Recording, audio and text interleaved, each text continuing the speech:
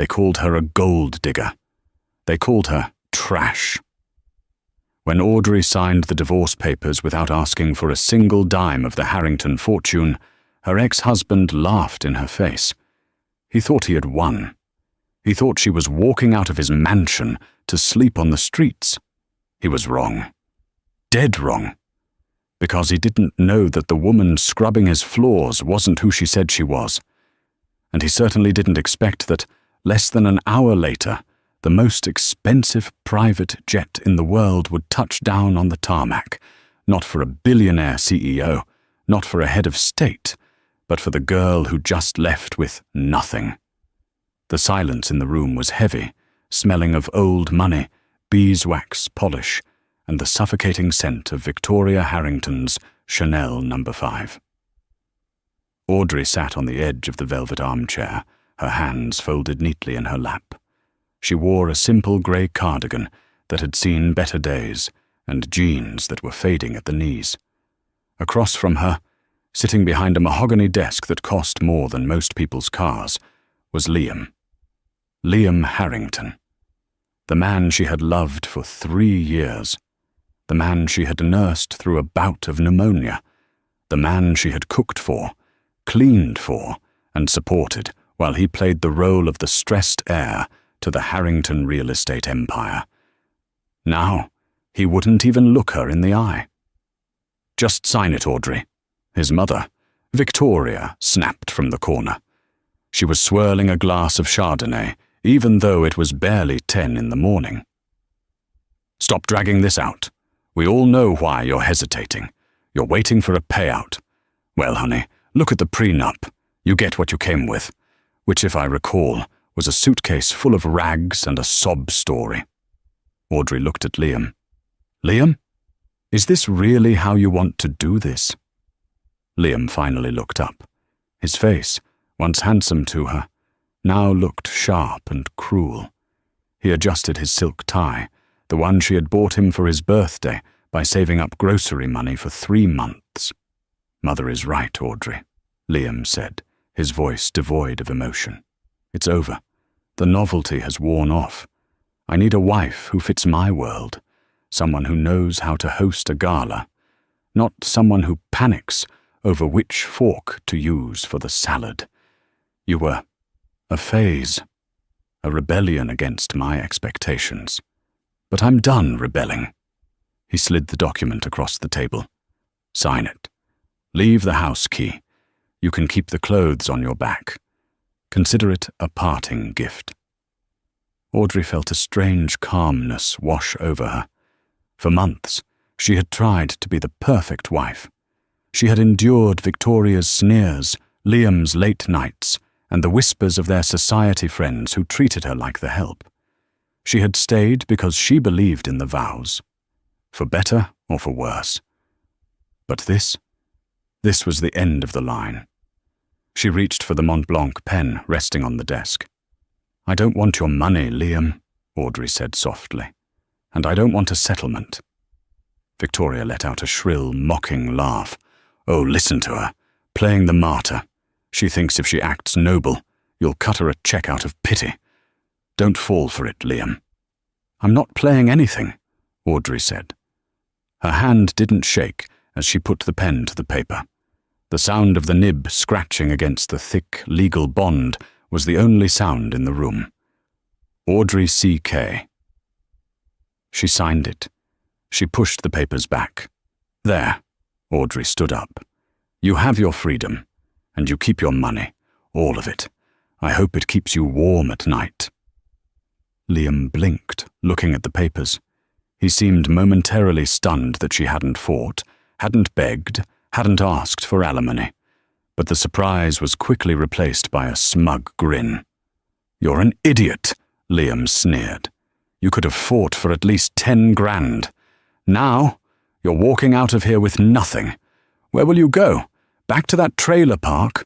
Or are you going to beg for a shift at the diner?" "That's none of your concern anymore," Audrey said. She turned to the door. "Wait!" Victoria barked. Audrey paused, her hand on the brass knob. "Open your bag," Victoria demanded, stepping forward. I want to make sure you haven't stolen any of the silver. Or my jewelry." Audrey turned slowly. Her eyes, usually a warm hazel, were now cold steel. She dropped her battered canvas duffel bag to the floor and unzipped it. Inside, there was nothing but 2 T-shirts, a spare pair of jeans, a photo of her late mother, and a small, leather-bound notebook. Victoria kicked the bag with the toe of her expensive heel, shifting the clothes around. "Pathetic," she muttered. "Absolutely pathetic. Fine, get out, and don't think about coming back to beg when you realize the real world doesn't care about your dignity." Audrey zipped the bag back up. She slung it over her shoulder. "Goodbye, Liam," she said. Liam didn't answer.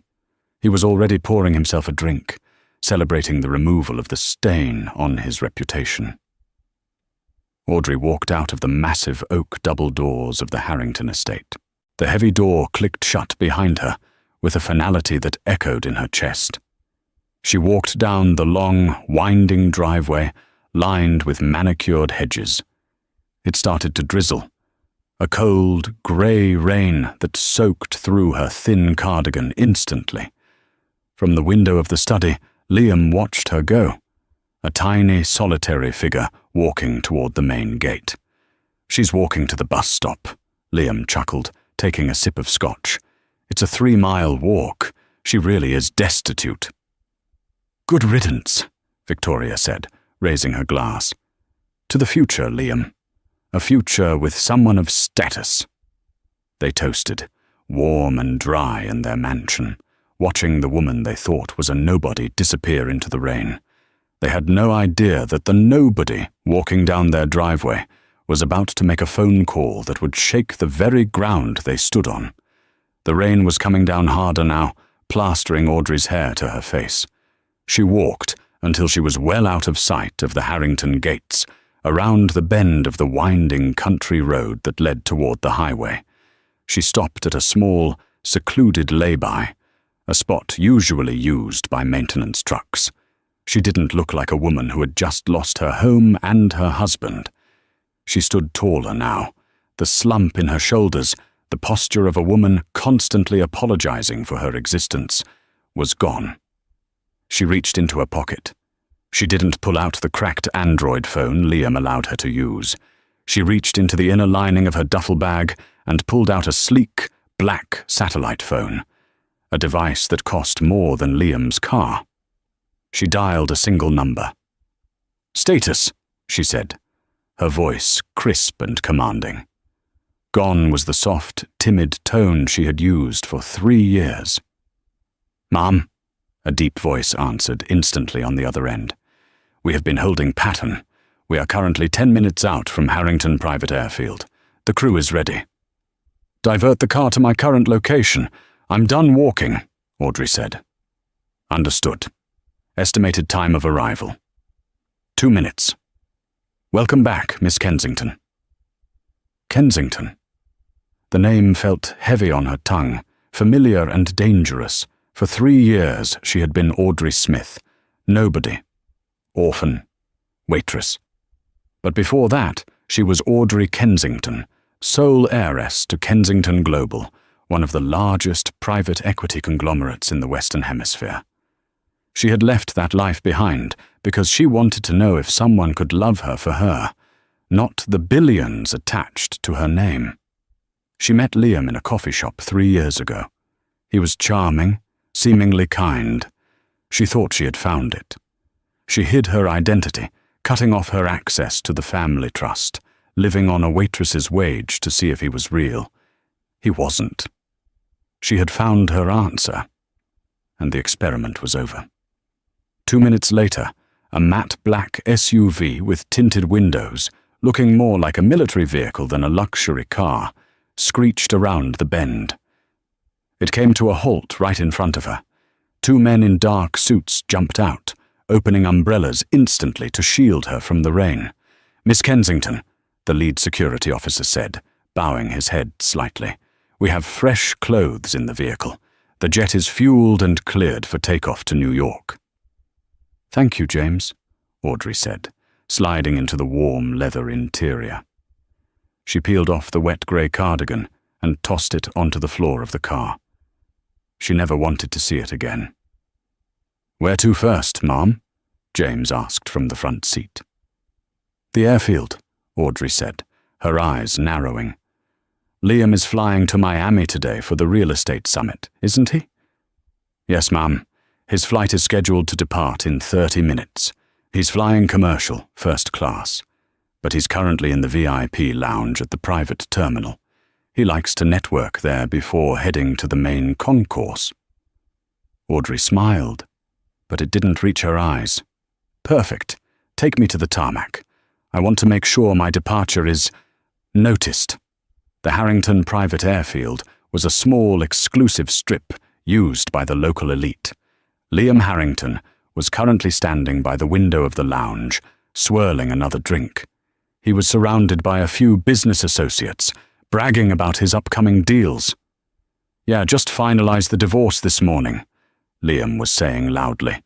"Cut the dead weight. She was holding me back, you know. Sweet girl, but no ambition. No vision." His friends laughed sycophantically. "You did the right thing, Liam," one of them said. "You need a power couple dynamic. Someone who brings assets to the table."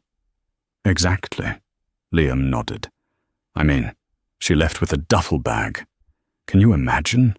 I almost felt bad for her. She's probably waiting for the number 42 bus right now in the rain." Suddenly, the conversation in the lounge died down. Everyone turned toward the floor-to-ceiling windows overlooking the runway. A low, powerful rumble shook the glass. It wasn't the usual buzz of the small Cessnas or the light Learjets that the local millionaires used. This was the roar of heavy, high-bypass turbofans. "What is that?" someone whispered. Descending from the grey clouds, cutting through the rain like a silver arrow, was a monster. It was a Bombardier Global 7500, the Rolls-Royce of the sky. It was massive, sleek, and painted in a custom deep midnight blue with silver accents. It was a plane that belonged to heads of state or billionaires in the top 0.1%. "Who is landing that here?" Liam frowned, stepping closer to the glass. "That's a $70 million aircraft.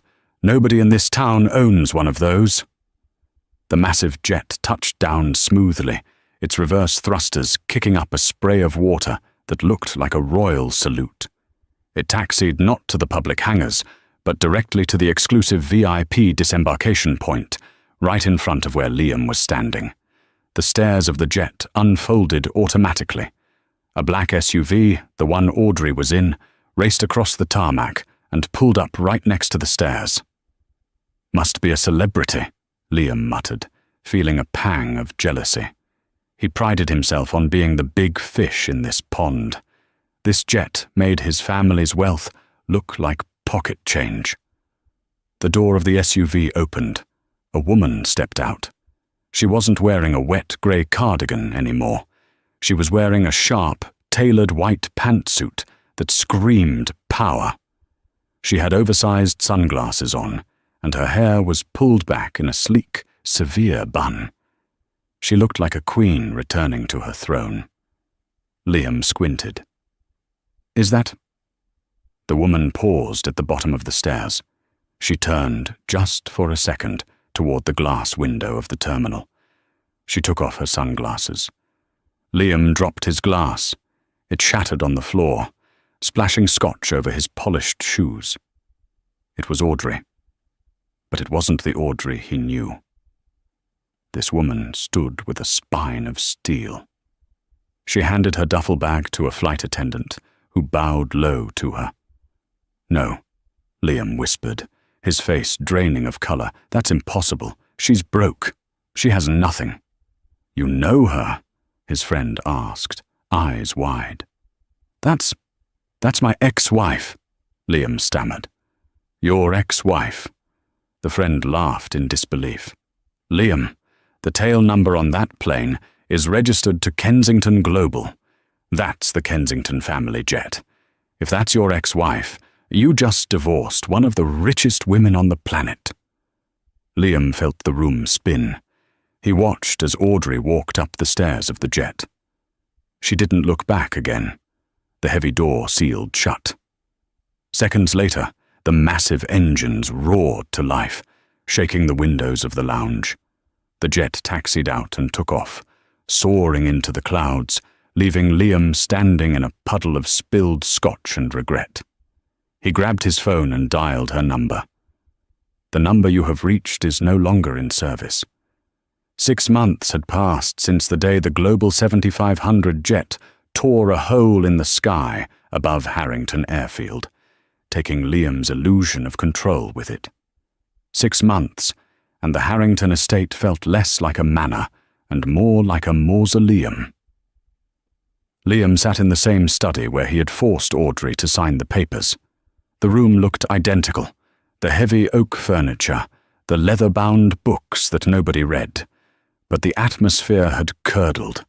The air was thick with unspoken accusations and the sour smell of Liam's mounting anxiety. He wasn't the sleek, arrogant heir anymore. His expensive suits felt a little looser, his eyes were rimmed with dark circles that concealer couldn't hide, and his hands had developed a persistent, subtle tremor. On his desk, next to a half-empty tumbler of whiskey, at 11 a.m., was a framed photograph. He had dug it out of a box in the basement, a week after the divorce. It was a picture taken 3 years ago on a pier in Santa Monica. Audrey was laughing, her hair blowing across her face, wearing a cheap hooded sweatshirt, holding a half-eaten corn dog. She looked radiant. Real. Liam stared at the photo, a knot tightening in his stomach. He hated that photo. He looked at it every day. The revelation on the tarmac had broken something in him. The knowledge that he had spent 3 years married to Audrey Kensington, the goddess of Wall Street, the woman whose family trust fund could buy and sell the Harrington empire 10 times over, and treated her like a hired maid, ate away at his sanity. He had tried to find her, of course. He hired private investigators, the best money could buy. They all came back empty-handed, pale and terrified. One had simply returned Liam's deposit check with a note that said, "Mr. Harrington, we were advised by sources very high up to cease this inquiry immediately for our own professional safety. Do not contact us again." Audrey had vanished back into the stratosphere of the ultra-rich, a world Liam thought he belonged to, until he realized he was just a tourist looking up from the sidewalk. The door to the study banged open, shattering his pathetic reverie. Victoria Harrington marched in, bringing a cold draught of air with her. She looked thinner, harder. The stress of the last 6 months had etched deep lines around her mouth. "Still moping over the help?" Victoria snapped, gesturing vaguely at the photo on his desk with her lit cigarette. "She wasn't the help, Mother," Liam grated out, slamming the photo face down. "She was a Kensington, and if you hadn't been such a shrew to her every single day, maybe she wouldn't have left us high and dry." Victoria laughed, a harsh, barking sound. "Oh, please, don't rewrite history, Liam. You were bored with her. You said she smelled like meatloaf and poverty. You wanted her gone as much as I did. Who could have known she was playing some sick little Marie Antoinette game, pretending to be poor for kicks?" She walked over to the desk and stubbed her cigarette out in his expensive crystal ashtray. "Besides," she hissed, leaning over the desk, her eyes glittering with panic, "we have bigger problems than your bruised ego over losing the golden goose. The bank called again." Liam winced. "Which one?" "All of them. The Miami project is dead in the water, Liam. Dead. The contractors walked off the job yesterday because the checks bounced. We are leveraged to the hilt." The Miami Real Estate Summit, the one he was supposed to fly to the day Audrey left, had been the beginning of the end. Distracted and reeling from the shock on the tarmac, Liam had botched the presentations. He'd made desperate, risky deals to try and prove he didn't need Kensington money. Those deals had soured spectacularly. The Harrington family was currently $80 million in the hole, with assets that were rapidly depreciating. The wolves weren't just at the door, they were in the foyer, measuring the drapes. "I handled it," Liam lied, rubbing his temples. "I'm talking to new investors." "Who?" Victoria demanded. "Everyone in town knows we're toxic right now. Nobody will touch us." "There's a new firm, Apex Ventures, based out of Zurich and New York. They specialize in distressed assets," Victoria sneered. "Vultures, that's what they are. They'll pick our bones clean." "We don't have a choice, Mother," Liam shouted, finally losing his temper. He stood up, knocking over his chair. "It's Apex or bankruptcy. It's Apex or we lose this house, the cars, the club memberships, everything. Do you want to apply for a job at the diner where you used to mock Audrey for working?" The silence in the room was total. The reality hung between them. Victoria paled. The thought of actual poverty was more terrifying to her than death. "Fix it, Liam," she whispered, her voice trembling with genuine fear for the first time. "I don't care whose boots you have to lick. You get that meeting with Apex, and you get their money. Do not fail me." Liam watched his mother leave the room. He felt sick. He picked up the phone, his hands shaking violently now, and dialed the number for the ultra-exclusive, incredibly secretive Apex Ventures. He had to beg for a meeting. He had to sell his soul to strangers just to keep the lights on. He had no idea that the soul he was about to try and sell was one that had already been weighed, measured, and found wanting. The headquarters of Apex Ventures in downtown Manhattan was not a building designed to make visitors feel welcome. It was designed to make them feel small. The lobby was a cavernous expanse of polished grey slate and frosted glass, silent except for the hum of unseen technology. The air was colder than outside. There were no comfortable chairs, no magazines, just a single, sculptural reception desk, manned by two women who looked like runway models and typed silently on keyboards that made no sound. Liam Harrington sat on a hard, minimalist steel bench, sweating through his best Italian suit. He had been waiting for 90 minutes. Every 15 minutes, he would approach the desk, trying to project confidence. "Excuse me. My appointment was for 2:00 p.m. It's now 3:30. The receptionist wouldn't even look up from her screen. "The CEO is wrapping up a call with the Prime Minister of Japan. You will wait." It wasn't a request. Liam sat back down, feeling the humiliation burn his cheeks.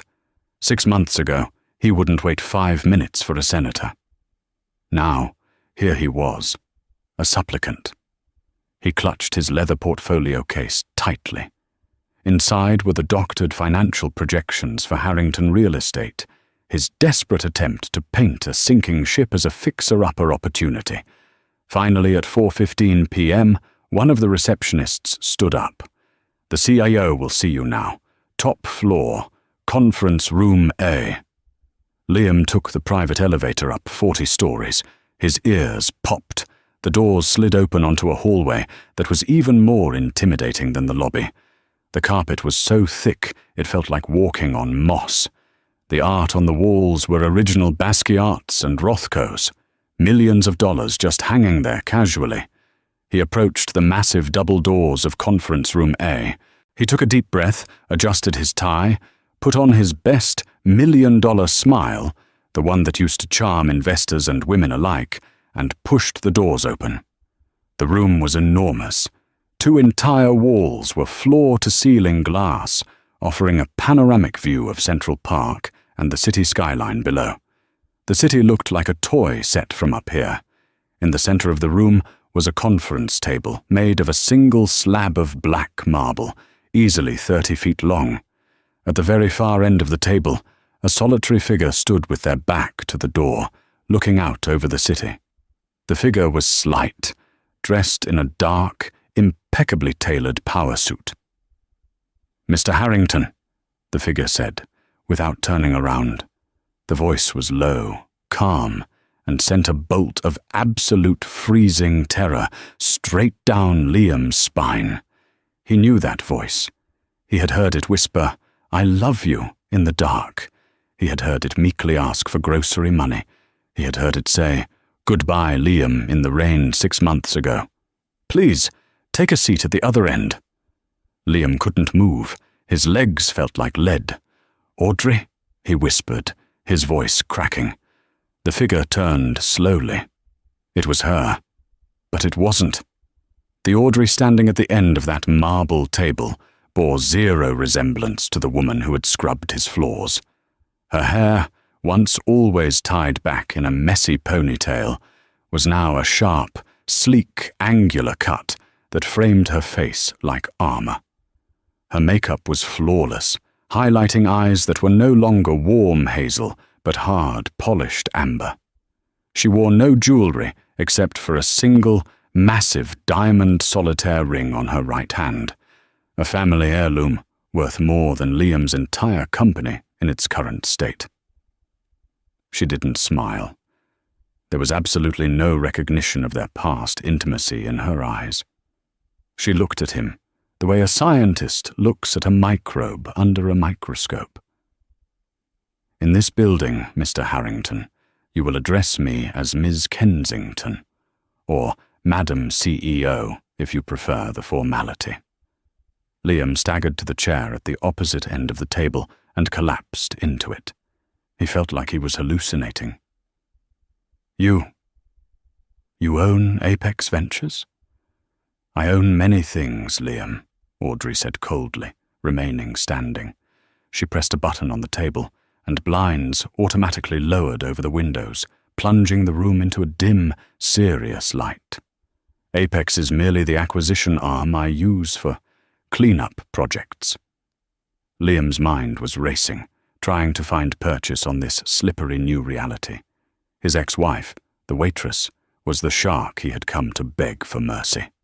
"Audrey, Miss Kensington, look, this is incredible," Liam stammered, his charm offensive failing miserably. "I had no idea. If you had known I was worth billions, you wouldn't have cheated on me with my mother's personal assistant," Audrey interrupted, her voice level and devoid of anger, just stating facts. "Or you wouldn't have made me beg for $50 to buy new jeans when mine tore?" Liam turned scarlet. "You knew about—" "I know everything, Liam.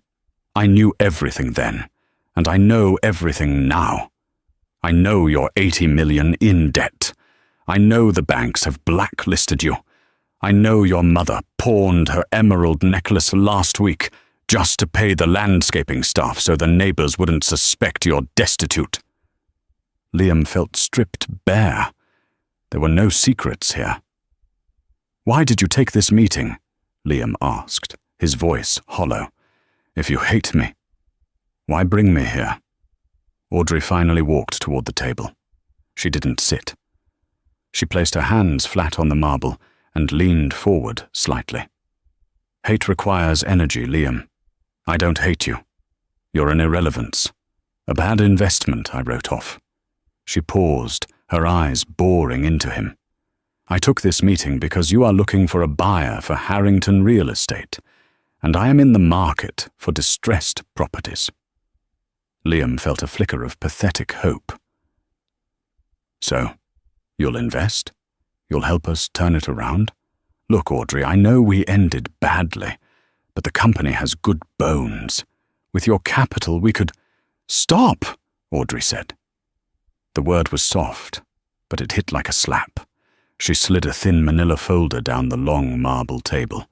It stopped perfectly at the edge in front of him. "I'm not going to invest in your company, Liam. I'm not going to save it." She straightened up, towering over him from the other end of the table. "I'm going to buy it, lock, stock, and barrel. I'm going to absorb it into Apex, fire the entire executive suite, starting with you and your mother, and sell off the assets piecemeal to recoup the debt. Liam stared at the folder. You want to liquidate us? Destroy my family legacy? Your legacy is debt and bad decisions, Audrey said cruelly. Open the folder. That is my offer. It is a non-negotiable, all-cash offer. It expires when you walk out that door. Liam opened the folder with trembling hands. There was a single page inside, a purchase agreement. His eyes scanned down to the final figure. The purchase price. He gasped. The sound was loud in the silent room. This is a joke, Liam whispered, looking up at her with watery eyes. This isn't even enough to cover the bank loans. We'd be left with nothing. Less than nothing. We'd still owe millions. Audrey Kensington smiled for the first time since he entered the room.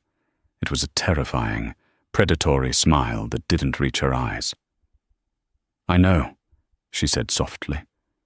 It's exactly what your mother offered me when I left. Nothing. It seems only fair, doesn't it, Liam? The symmetry of it. She checked her diamond watch. You have 60 seconds to sign, or I pull the offer and let the banks foreclose on Monday morning. Either way, Harrington Real Estate is finished. The only question is whether you want to walk out of here owning the clothes on your back, or not even that. Liam looked at the pen resting beside the paper. The same kind of expensive Mont Blanc pen she had used to sign her rights away 6 months ago. He looked up at the woman who held his life in her hands, realizing that the rain-soaked girl he thought he'd discarded was actually a tsunami that had just made landfall. The silence in conference room A was deafening, broken only by the hum of the air conditioning and the pounding of Liam's own heart in his ears. 60 seconds. Liam looked at the document. The numbers blurred. Selling the company, his father's legacy, his mother's pride, for scraps. It was unthinkable. But the alternative was a public foreclosure, seizing of personal assets, and potential jail time for unpaid debts that he had tried to hide. You can't do this, Liam said, his voice cracking. He looked up at Audrey, searching for a trace of the woman who used to rub his back when he had a headache. Audrey, please. I know I hurt you. I was an idiot. I was blind. But this is nuclear. You're destroying my life. Audrey didn't blink. She walked slowly around the table, her heels clicking rhythmically on the marble floor. The sound echoed like a ticking clock. You destroyed your own life, Liam, she said, her voice devoid of pity. I'm just the one sweeping up the debris. Do you remember our 3rd anniversary? The one where you told me you had to work late? Liam swallowed hard. Yes. I waited up with a homemade dinner until 2 a.m., Audrey continued, stopping right behind his chair. She leaned down, her lips close to his ear. I knew you weren't working. I knew you were at the St. Regis with Sarah, my mother's assistant. I knew because I paid for the room. I used my savings, the grocery money you let me keep, to hire the PI that night. I wanted to be wrong. I prayed to be wrong. Liam froze. He felt the blood drain from his face. She knew. She had known for years. I stayed because I wanted to see if you had a conscience, she whispered. I gave you a year to confess, a year to change. You didn't. You just got better at lying. She straightened up and tapped the face of her diamond watch. 10 seconds, Liam. Sign the paper or get out. If you leave without signing, my legal team files the foreclosure notice at 9 a.m. tomorrow. Liam looked at the pen. His hand shook so violently he could barely hold it. He thought of his mother, Victoria. She would scream. She would rage. But if he didn't sign, she would be homeless. At least this way, the debts were wiped. They would have nothing, but they would be free of the creditors. He gripped the Mont Blanc. He pressed the nib to the paper. Liam J. Harrington. The signature was messy, jagged, a visual representation of his broken spirit. "Done," he choked out, pushing the folder away as if it were burning hot. "Are you happy now?" Audrey didn't answer. She pressed a button on the intercom. "James, come in. Escort Mr. Harrington out, and call the acquisitions team. The deal is closed." Two security guards entered. Liam stood up, his legs wobbly. He felt light-headed. "Audrey," he said, turning back at the door. "What happens to the house?"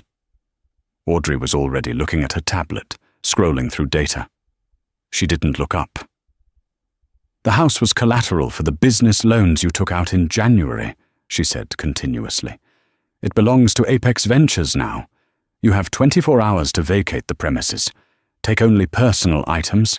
Anything of value, art, jewelry, furniture, is now company property to be liquidated against the debt."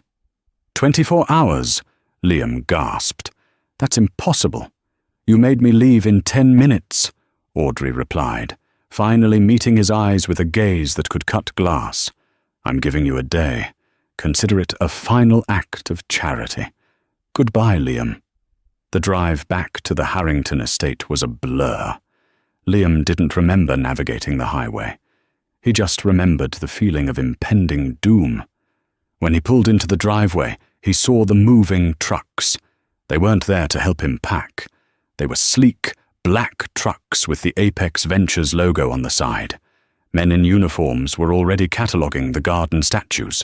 Liam burst through the front door. "What is the meaning of this?" Victoria was screaming in the foyer. She was clutching a porcelain vase, pulling it away from a man with a clipboard. "Get your hands off my things! I will call the police!" "Mother, stop!"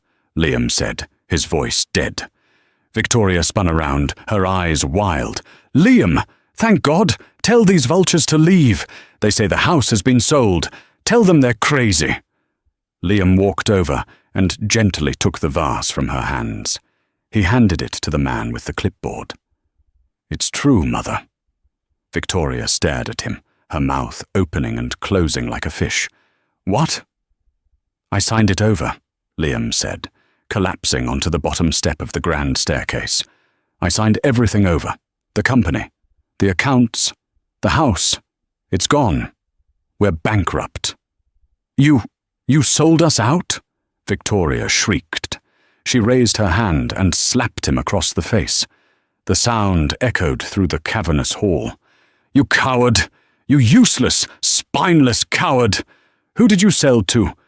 Who has done this to us?" Liam rubbed his stinging cheek. He looked up at his mother, seeing her for the first time, not as a matriarch, but as a bitter, terrified old woman. "Audrey," he said softly. Victoria froze. "The maid?" "She's not a maid, Mother. She's Audrey Kensington. She owns Apex Ventures. She owns the bank that held our loans. She owns everything." The colour drained from Victoria's face so fast Liam thought she might faint. She slumped against the wall, sliding down until she hit the floor. "Kensington," she whispered. "The billionaire family. And I made her polish the silver." "Yes," Liam said, a hysterical laugh bubbling up in his chest. "You did. And now she's taking the silver back." 3 weeks later, Liam sat on the edge of a lumpy mattress in a Motel 6 on the outskirts of the city. The room smelled of stale smoke and lemon pledge. His Italian suits were hanging on a flimsy rack in the corner, the only remnants of his former life. He turned on the small, grainy television. Every channel was covering the same story. Breaking news. Shocking revelations in Harrington real estate collapse. Liam leaned forward, clutching a cup of instant coffee. The screen showed a press conference taking place in front of what used to be the Harrington HQ. The sign had already been removed. Standing at the podium, looking regal in a navy blue suit, was Audrey. Flashes of cameras erupted like lightning around her. "Why is she doing this?" Liam muttered. She already won. Why does she have to dance on the grave? On the screen, Audrey adjusted the microphone. She looked directly into the camera. "Ladies and gentlemen," Audrey began, her voice steady and authoritative. "When Apex Ventures acquired Harrington Real Estate 3 weeks ago, our intention was simply to liquidate a failing asset. However, during our audit of the company's internal files, we discovered something that could not be ignored." Liam frowned. "What files?" Audrey held up a thick binder. "For the past 5 years, Harrington Real Estate has been cutting corners on safety regulations in their low-income housing projects in order to fund the lavish lifestyles of its owners. They used substandard concrete, they bribed inspectors, they ignored structural warnings." Liam felt a cold sweat break out on his forehead. The Riverview project. He had signed off on the cheaper materials to save money for his new Porsche. He thought no one would ever check the supply logs. "These buildings," Audrey continued, her voice hardening with righteous anger, "are death traps. Hundreds of families are living in apartments that could collapse in a minor tremor. This was not just bad business, this was criminal negligence." The crowd of reporters gasped. "We cannot in good conscience simply liquidate this company," Audrey announced. "Therefore, I am announcing that Apex Ventures will be setting aside a $50 million relief fund. We will be relocating all affected tenants immediately to safe housing at our own expense. We will be tearing down the unsafe structures and rebuilding them properly." She paused, and the camera zoomed in on her face. "Furthermore, we have turned over all evidence of fraud, bribery, and negligence to the district attorney's office. As of this morning, warrants have been issued for the arrest of the former CEO, Liam Harrington, and the CFO, Victoria Harrington." Liam dropped his coffee. The hot liquid splashed over his bare feet, but he didn't feel it. Arrest warrants. Sirens wailed in the distance. Real sirens, not on the TV. He ran to the window of the motel room and peered through the blinds. 2 police cruisers were pulling into the motel parking lot. They knew exactly where he was. He stumbled back, his heart hammering against his ribs like a trapped bird. This wasn't just revenge. Audrey hadn't just taken his money. She had uncovered his sins. She wasn't just a scorned ex-wife. She was the executioner of his corruption. He looked at the TV one last time. A reporter was shouting a question at Audrey. "Miss Kensington, did you know about this when you were married to him?" Audrey looked at the camera, her expression softening into something sad and profound. "I knew he was a man who loved money more than people," she said. "But I never imagined he would risk lives for it. I thought I left a broken marriage. It turns out I escaped a crime scene." The door to Liam's motel room burst open with a loud crash. "Police! Hands in the air!" As Liam was shoved against the wall and handcuffed, he realized the true depth of his mistake. He hadn't just underestimated Audrey's bank account. He had underestimated her morality. He thought she was weak because she was kind. He didn't realize that kindness, when betrayed, can become the most dangerous weapon of all. The story didn't end with Liam in handcuffs. That would be too simple. The trial of the Harrington too became the media spectacle of the year. Audrey didn't attend a single day of the trial. She didn't need to. The evidence she provided was watertight. Instead, on the day of the verdict, she was standing on the balcony of her penthouse in Manhattan, looking out over the city. James, her head of security, walked out with a glass of champagne. "The jury is back, Ma'am," James said quietly. "Guilty on all counts. Liam got 10 years. Victoria got 5. Audrey took the glass but didn't drink. She looked at the bubbles rising to the surface. "Do you feel better?" James asked. "Is it closure?" Audrey sighed, looking at the sunset reflecting off the glass skyscrapers. "It's not about feeling better, James. It's about balance. They took everything from me emotionally. I took everything from them financially. But the prison sentences, that wasn't me. That was their own karma catching up. She took a sip of the champagne.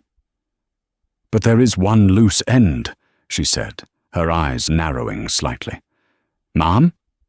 The woman, Audrey said. Sarah, the assistant he cheated with. She wasn't just a mistress. My audit found her name on several shell companies used to launder the money for the concrete bribes. She was the architect of the fraud, James. Liam was too stupid to come up with it on his own. James raised an eyebrow. She's currently in the south of France, I believe, living off the money she siphoned away. Audrey smiled. It was the smile of the hunter who has spotted fresh tracks. Prep the jet, James, she said, turning back into the apartment. We're going to Nice. The cleanup isn't finished yet. The French Riviera shimmered under the Mediterranean sun, a stark contrast to the grey prison walls that now enclosed Liam Harrington.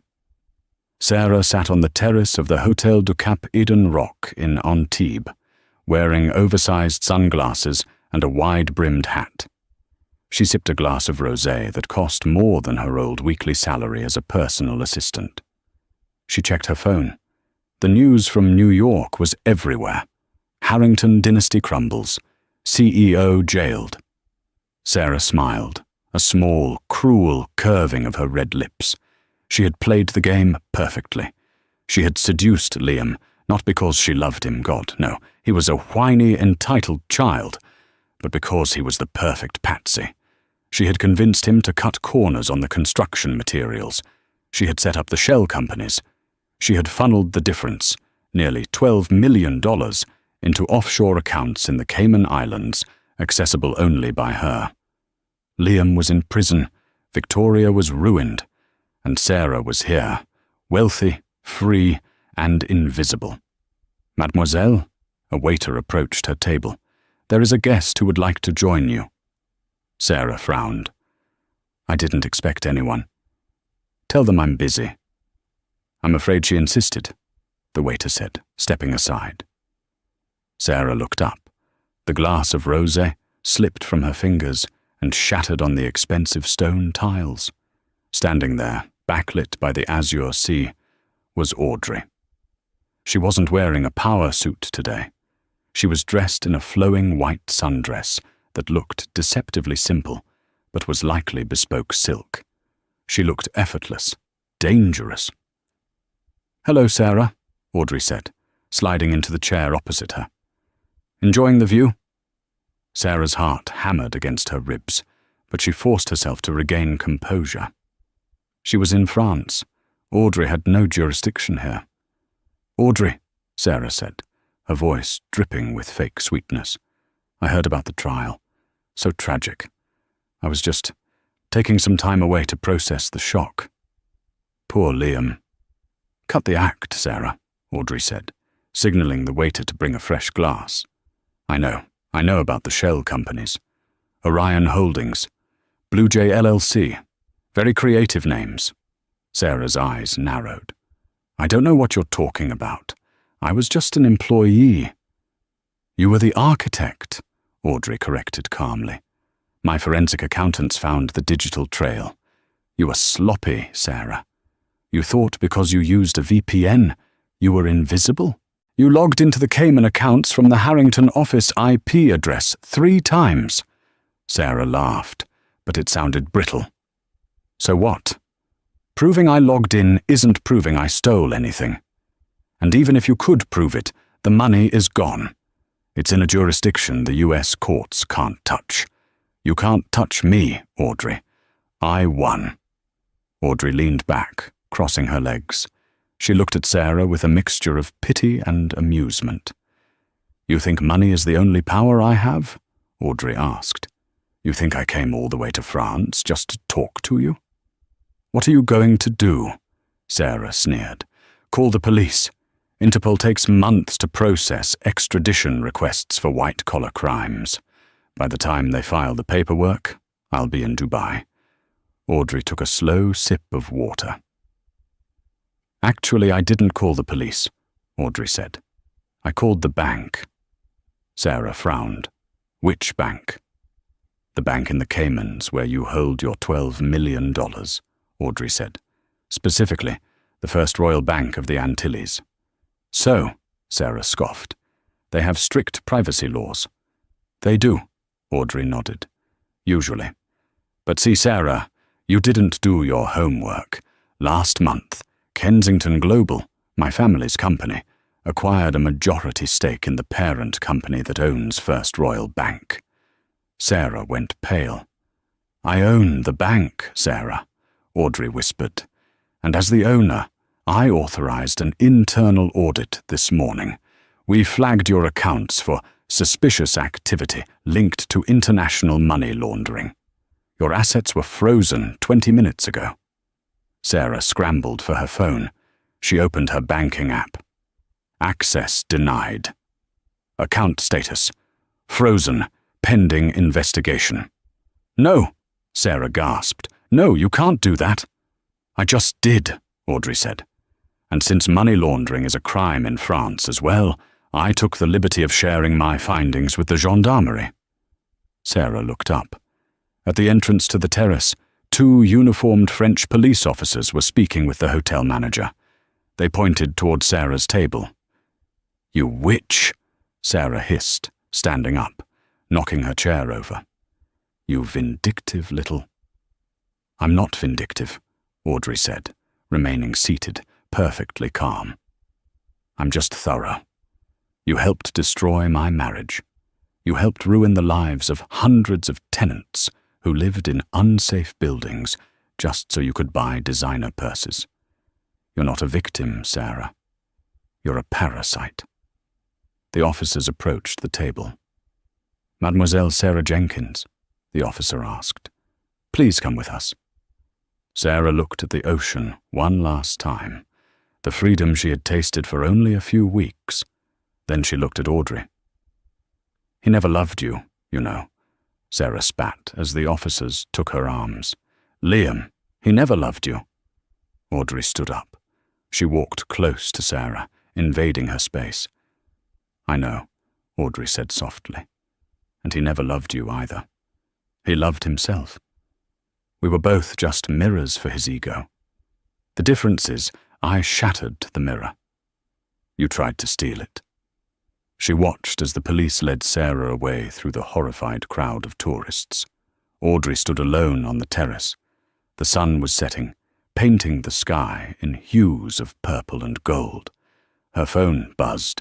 It was a text from James. "It's done. The funds from Sarah's frozen accounts have been repatriated. We can transfer them to the Tenant Relief Fund immediately." Audrey typed back, "Do it." She walked to the edge of the balcony and looked out at the vast, endless horizon. 6 months ago, she had walked down a driveway in the rain with a duffel bag and a broken heart. She had been called a nobody, a gold digger, trash. Now she had cleaned house. The toxicity was gone. The debts were paid. The criminals were behind bars. She took a deep breath, filling her lungs with the salty sea air. For the first time in 3 years, she didn't feel like Audrey the heiress, or Audrey the wife, or Audrey the victim. She was just Audrey, and as she turned to walk back toward her waiting life, she realized that Liam was wrong about one thing. She hadn't left with nothing. She had left with the truth. And in the end, that was the only currency that mattered. And that is the story of how one woman turned her lowest moment into her greatest victory. They thought they could break her because she was kind. They thought she was weak because she was silent. But they forgot that the calmest ocean often hides the deepest depths and the fiercest storms. Liam and Sarah learned the hard way that you should never judge a book by its cover or a wife by her cardigan. Audrey didn't just get revenge, she got justice. She proved that dignity is worth more than any bank account. but having the bank account certainly helps when it's time to settle the score. What do you think? If you were Audrey, would you have saved the tenants? Or would you have walked away and let Liam deal with the mess he created? Let me know in the comments below. If you enjoyed this story of karma and redemption, please smash that like button. It really helps the channel grow. And don't forget to subscribe and hit the notification bell, so you never miss a new story. We post new dramas every week. Thanks for watching. And remember, be careful who you underestimate.